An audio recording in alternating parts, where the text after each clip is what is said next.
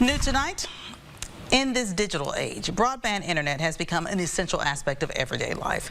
But with concerns about access, affordability, and usage, the Texas legislature created the Broadband Development Office to help communities across the state.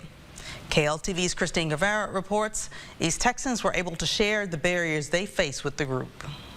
Tonight, the Broadband Development Office, along with Connected Nation, traveled to Longview to hear from East Texans and their concerns about the internet in this region of the state. We know that people need to be online, that everything is, happening in this digital world, but there are too many people in the region that can't get online for some reason. So we want to hear about what those challenges are and ways that we can work to solve them.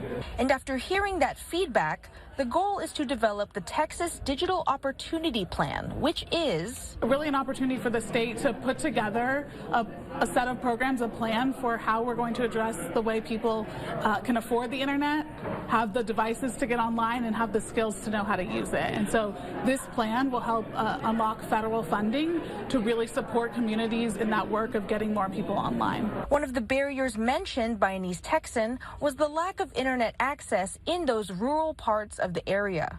And Mark Heatwall is a Van City Council member. He came tonight to discuss education opportunities for Van ISD. The school districts, especially Van School District, will probably be plugged in really well with tablets and things of that nature. So I feel that we need to make sure that the students can get access to broadband when they're outside of the city. It means a lot for local communities. It means a lot for economic development. And so making sure that everyone has the ability to access and use it is really important. Christine Guevara, KLTV 7 News. The Broadband Development Office expects to complete the Digital Opportunity Plan later this fall.